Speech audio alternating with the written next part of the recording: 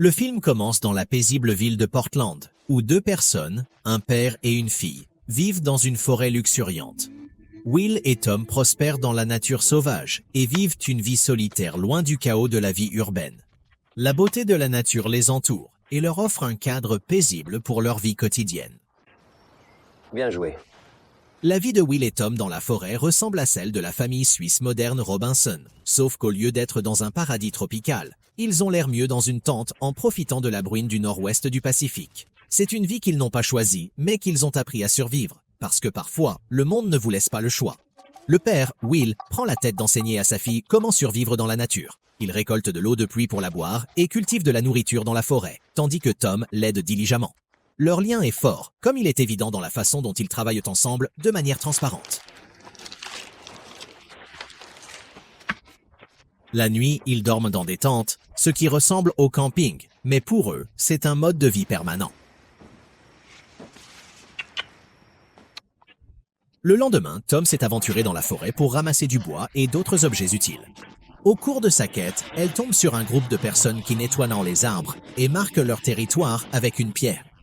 Il est clair que Will et Tom vivent sur des terres publiques. La découverte de Tom sur l'équipage de déforestation ressemble à un océan dystopique avec des tronçonneuses qui bourdonnent et une pierre plantée comme une malédiction. Même dans la nature, la bureaucratie vous trouvera. Contrairement à McCandless, qui a choisi la nature sauvage, Will et Tom sont poussés à l'intérieur. Tom se retire tranquillement avant que les hommes ne la remarquent. De retour dans leur tente, Tom commence à couper des champignons pour leur nourriture, tandis que Will lutte pour allumer un feu. Frustrée, elle entre à l'intérieur et utilise une petite cuisinière à gaz pour cuisiner les champignons.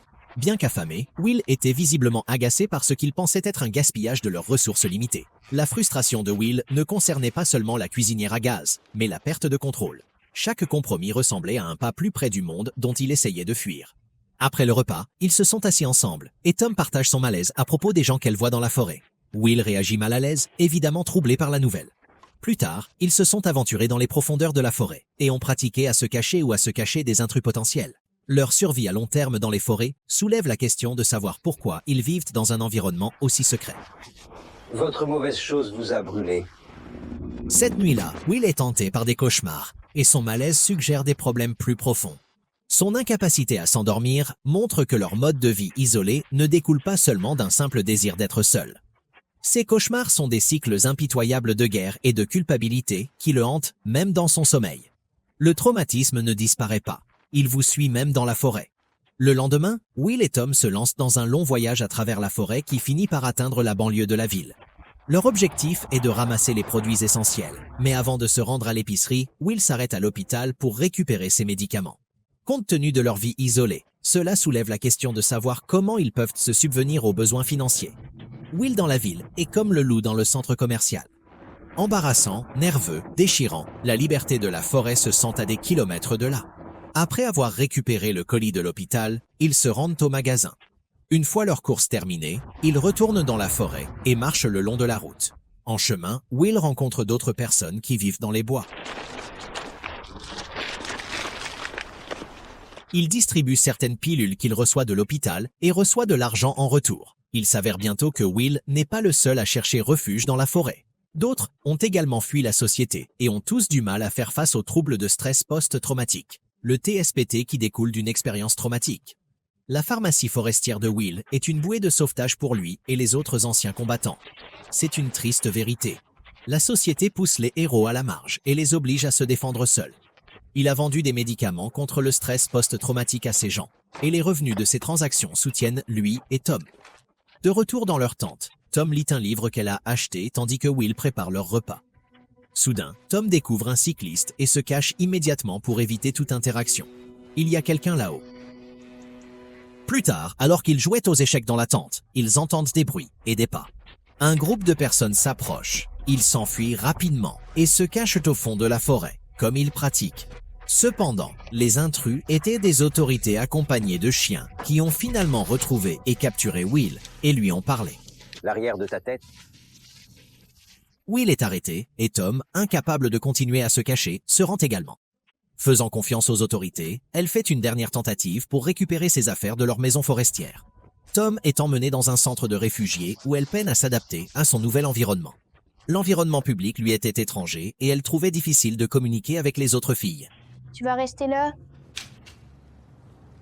Sa vie isolée la laisse impréparée à cette nouvelle réalité. Des fonctionnaires gouvernementaux, dont une femme nommée Joanne, ont évalué son intelligence et ont découvert qu'elle avait plus de connaissances que la plupart des enfants de son âge. Cependant, son manque de compétences sociales devient évident alors qu'elle lutte pour interagir avec les autres. Will lui apprend à lire et à écrire, mais sans exposition au monde extérieur, elle trouve difficile de naviguer dans ce nouvel environnement interactif. Qui t'a appris à lire? Mon père m'a appris. Pendant ce temps, Will est placé dans une pièce séparée pour recevoir des questions automatiques sur son bien-être émotionnel et physique. Épuisé et dépassé, il est contraint de faire face aux souvenirs douloureux du passé qui n'existent que dans les profondeurs de ses traumatismes. Son isolement prolongé rend sa réinsertion dans la société presque impossible. Sa seule préoccupation était le bonheur de Tom. Les médecins ont tenté de le calmer, mais sa peur persistait. On lui dit que retourner à leur vie isolée dans la forêt n'est plus une option et qu'il doit fournir à Tom une vie normale ou risquer de la perdre à jamais. Bientôt, Will et Tom sont emmenés dans une zone rurale où un homme nommé Walters leur offre une maison de service. L'officier Joanne les présente à Monsieur Walters, qui encourage Will à se joindre à sa ferme, leur offrant ainsi une chance de stabilité et de nouveaux départs. « Je suis contente qu'on puisse... » Faites-le fonctionner. Après avoir enduré tant, Will et Tom sont maintenant confrontés à la tâche difficile de s'adapter à un nouveau chapitre de leur vie. Bien que leur ancien mode de vie soit disparu pour toujours, ils doivent trouver un moyen de construire un avenir libéré de l'ombre du passé. Les paroles de Jean hantent l'esprit de Will et elle l'exhorte à abandonner ses traumatismes et à aller de l'avant. Elle promet des réunions hebdomadaires pour l'aider à reconstruire sa vie avant de partir, laissant Will et Tom s'adapter à leur nouvelle réalité. Cette nuit-là, Tom rendit visite à Will dans sa chambre. Il la fait s'asseoir et révèle que la police lui a dit que quelqu'un l'avait trouvé le jour de leur arrestation, ce qui les a conduits à leur découverte. Tom reconnaît qu'elle ne voulait pas l'alarmer ou les forcer à partir. J'ai vu quelqu'un, je crois pas qu'ils m'ont vu. Cependant, il est évident que Will est toujours mal à l'aise ici et espère qu'il pourra y retourner. Le lendemain, Will commence à travailler sur la ferme de Monsieur Walters. Jean apporte à Tom un vélo, un cadeau qui fait sourire sur son visage. Cependant, Will réagit indifféremment, insistant sur le fait qu'il n'avait pas besoin de plus de propriété. Son ingratitude est évidente. Joanne a également demandé à Will de signer quelques papiers dès que possible afin que Tom puisse s'inscrire dans une école voisine, une étape qui l'aidera à s'intégrer avec d'autres enfants de son âge. Après le départ de Joanne, Will emmène Tom dehors pour lui apprendre à faire du vélo. Mettez vos jambes dedans. Voyez où aller. Lentement, Tom commence à s'adapter à leur nouvelle vie et, pour la première fois, Will ressent un peu d'acceptation de ces changements. Cependant, les traumatismes de son passé persistent et réapparaissent de manière inattendue, jetant une ombre sur ses progrès. Le lendemain matin, ils se rendent à l'église avec leurs voisins. L'expérience s'est sentie bien accueillie, surtout pour Tom, qui ne peut pas s'arrêter de parler de l'église, des divers événements et groupes auxquels elle est invitée. Dieu a créé la grenouille. Elle est enthousiasmée par les opportunités à venir et la vie qui s'ouvre devant elle. Cependant, Will nie l'expérience, disant à Tom qu'ils vont à l'église uniquement pour créer une certaine impression parmi les gens. Le lendemain, Will tomba dans une profonde lutte. L'angoisse l'enveloppe, il se sent en suspens et insatisfait de sa vie. Il a eu du mal à s'adapter et même la simple tâche de couper des arbres pour le travail est devenue un défi. Tandis que Will lutte avec son terminal intérieur, Tom explore son nouvel environnement. Au cours de ses errances, elle découvre un lapin sur la route et se réjouit de son apparition. Déterminée à le rendre à son propriétaire, elle rencontre un garçon nommé Isaiah, qui partage sa fascination pour les lapins.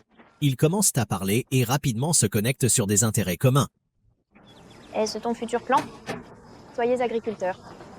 Isaiah montre à Tom la maison qu'il construit et partage son rêve de devenir agriculteur. Un jour, il invita Tom à chez lui et elle accepte avec enthousiasme. Ils mangeaient et discutaient ensemble pendant que Tom caresse le lapin. Ils ont convenu de se rencontrer régulièrement afin qu'elle puisse continuer à passer du temps avec Bunny. Dans cette amitié nouvellement établie, Tom perd le temps et oublie de rentrer chez lui. Pendant ce temps, Will est de plus en plus préoccupé par son absence. Tom. Il se promenait autour de la maison et, en l'attendant, son inquiétude s'est transformée en panique. Quand Tom rentre enfin tard à la maison, elle explique les garçons qu'elle a rencontrés et leur conversation sur le lapin. Mais Will est en colère. Une brève dispute s'ensuit, bien que Tom reste calme. Elle dit à Will qu'il est peut-être temps pour eux tous les deux d'embrasser complètement leur nouvelle vie et d'avancer. Will admet qu'il s'adapte tout le temps, porte de nouveaux vêtements, vit dans la maison et mange la nourriture du monde, mais il insiste sur le fait que c'est suffisant. Le seul endroit que nous ne pouvons pas voir est dans cette maison. Son anxiété envers les gens et son désir de rester caché sont écrasants. Tom fond en larmes à l'écoute de ses paroles, réalisant que sa réticence pourrait signifier qu'elle serait ridiculisée par les nouveaux amis qu'elle espérait se faire parce qu'elle était différente. Le lendemain, Tom assiste au cours de soins aux lapins qu'Isaiah l'a invité à suivre et se tient à côté de lui pour apprendre à examiner les lapins. En classe, elle a remarqué que d'autres filles et garçons de son âge avaient un aperçu de la vie sociale qu'elle avait commencé à vivre. Le cours de soins aux lapins de Tom fut son premier goût de la normalité, un petit mais précieux aperçu de la vie qu'elle avait manqué en grandissant à l'ombre de son père. À la maison, Jean rend visite à Will pour lui remettre des documents importants liés à leur logement, essentiels à leur indépendance. Elle a également apporté des téléphones portables pour tous les deux, dans l'espoir de les aider à s'adapter à la vie moderne. Il est important pour vous de suivre le chemin afin que vous puissiez rester indépendant. Cependant, Will réagit avec mélancolie et indifférence, manifestement en désapprobation de l'aide qu'elle offre. Au fil du temps, Will commence à comprendre le but derrière leur changement d'environnement. Il a vu comment Tom pouvait se connecter avec les autres et faire partie de la communauté. Tôt le lendemain matin, il réveilla Tom et lui dit d'apporter seulement les nécessités. Ils partent donc à contre-cœur. Tom dit oui et recueille ce qu'elle pense que Will quitte la communauté de Dale et comme entrer dans une tempête de neige. Pour lui, la sécurité est comme un piège, et la forêt, malgré sa rigueur, ressemble à la liberté. Quelques heures plus tard, ils sont arrivés dans la forêt et ont fait une longue marche pour revenir à leurs 10 positions précédentes. Cependant, ils découvrent que leurs biens ont été détruits, ce qui rappelle sévèrement que leur ancienne vie n'est plus une option. Bouleversé, Tom demande à Will s'il a fait de son mieux pour s'adapter à leur nouvelle vie. Il a pleuré, moi. Will insiste sur le fait, mais il pense que les règles de la société les sépareront s'il ne les obéit pas. Cependant, il est évident que la volonté, le doute et le ressentiment à l'égard de vivre dans la communauté sont profondément enracinés. Désespéré, il demande de l'aide aux autres qui vivent dans la forêt, mais chacun lutte avec ses propres difficultés. Sans autre choix, Will décide de se diriger vers le nord dans l'espoir d'un nouveau départ. Tom le suit à contre-cœur, se demandant pourquoi ils vivent comme des sans-abri, alors que d'autres leur offrent gratuitement leur bonne volonté et leur soutien. Pourquoi on fait ça? En attendant, les autorités les recherchent activement. Après un voyage intense, Will et Tom montent dans un bus dans l'espoir d'échapper à la capture. Lorsque le bus les dépose, ils restent assis pendant un moment, et Tom et Will se confrontent. Elle lui dit qu'ils n'étaient pas comme ça avant et qu'ils se comportent maintenant comme des fugitifs, ce qui la dérange. Will a insisté sur le fait qu'ils étaient bons, mais ses paroles manquèrent de convaincance. Peu de temps après, Will découvre un homme qui se dirige vers le nord et accepte de les aider, même s'il semble méfiant. « Je vais vous emmener. Je dois savoir quelque chose. » Tom est resté silencieux sur leur situation et l'homme a finalement accepté de les aider. Leur voyage se poursuit jusqu'à ce qu'ils atteignent Washington, où ils débarquent près d'une forêt. Les températures froides ont rendu le voyage difficile et Tom a essayé de gravir la montagne. Il faut agir vite. Fatiguée et faible, elle fait face à de grandes difficultés, mais Will refuse de quitter son signe. Prête? On continue à avancer. Alors que la nuit tombait et que le froid s'intensifiait, Will construisait un abri avec de l'herbe pour les garder un peu plus longtemps. Malgré les conditions difficiles, sa détermination à protéger Tom n'a jamais faibli. Leur relation reste forte et Will est déterminé à donner à Tom la meilleure vie possible, même face à l'adversité. Le lendemain, ils se réveillent et parviennent à obtenir de l'eau en pressant l'herbe blanche. Ils ont poursuivi leur voyage et, heureusement, ont trouvé une maison vide où ils ont décidé de se réfugier. Après une pause, après avoir mangé quelque chose, ils se sentent mieux et Will annonce que ce sera leur maison aussi longtemps qu'ils en auront besoin. Tom est satisfait de la maison et du soutien de son père, mais se rend compte qu'ils ont besoin de fournitures pour vivre confortablement. Elle a demandé à Will s'il pouvait rester plus longtemps, car elle comprenait qu'il fallait du temps pour construire une vie stable. Le lendemain matin, ils ont dressé une liste de produits essentiels et Will décide de se rendre en ville pour récupérer des provisions. Tom lui souhaite bonne chance à son départ. Au fil du temps, Tom est devenu agité et a commencé à feuilleter les anciens objets de son testament. Elle apprend son passé douloureux. Il était un officier de l'armée, mais le traumatisme de la guerre en Irak l'a écrasé jusqu'à lui. Elle attendait avec impatience le retour de Will, mais il ne revint pas.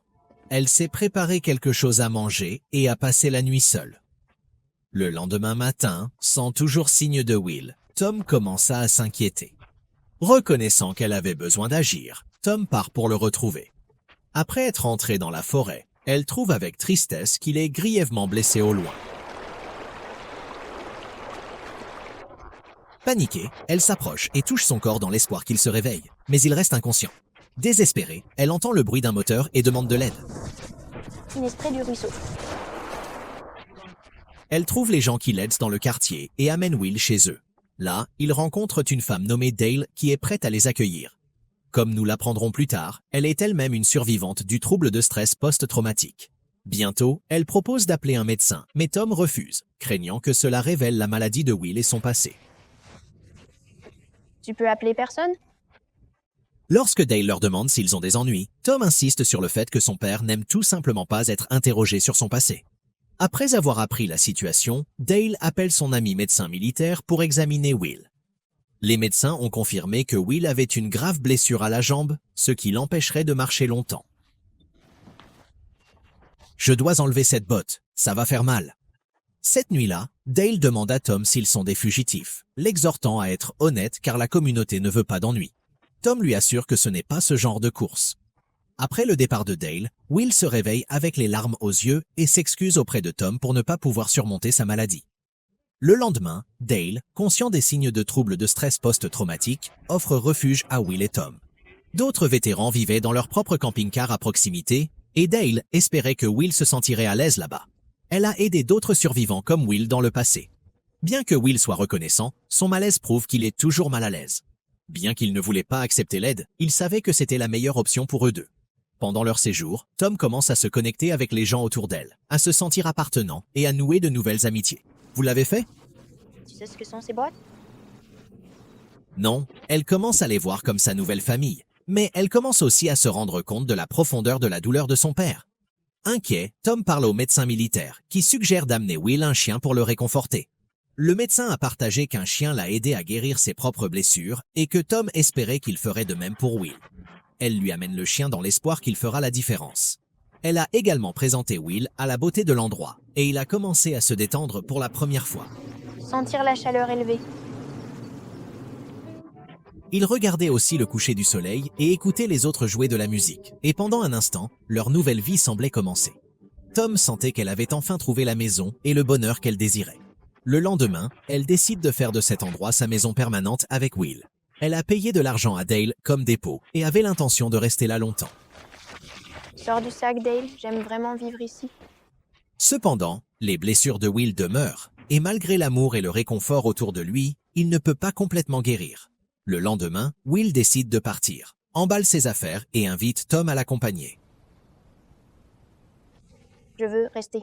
Dépassé par le chaos continu, Tom s'effondre et lui dit que c'est lui, pas elle, qui doit le faire. Mais malgré ses paroles, elle commença à emballer ses affaires et se prépare à partir avec lui. Mais peu de temps après le début de leur voyage, Tom s'arrêta. Elle dit à Will que s'il veut partir, il peut, mais qu'elle ne viendra pas avec lui. Elle ne pouvait plus supporter sa douleur et voulait rester. Will, déjà coupable de l'avoir laissée victime de son traumatisme, la laisse partir. Si vous y réfléchissez, c'est un moment très excitant.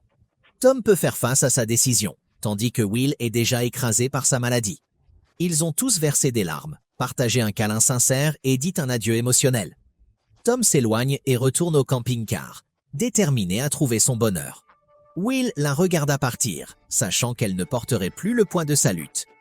Bien qu'une partie de son désir soit que Will puisse être avec elle, elle se rend compte qu'elle a le droit d'être heureuse et doit abandonner le passé. Elle a choisi de vivre une vie normale. Dans la scène finale, Will va dans la forêt, perdu dans la douleur, et retourne à la solitude pour trouver sa propre paix. Will se rendre seul dans la forêt est déchirant, mais nécessaire. En laissant partir Tom, il lui a donné la chance de vivre une vie normale. Il ne peut pas s'adapter, du moins pas dans cette vie. Pendant ce temps, Tom est réuni avec la communauté de Dale. Le film se termine avec des vérités tristes sur les anciens combattants américains et comment leurs expériences traumatisantes ont rendu leur vie si difficile que la rédemption semble hors de portée.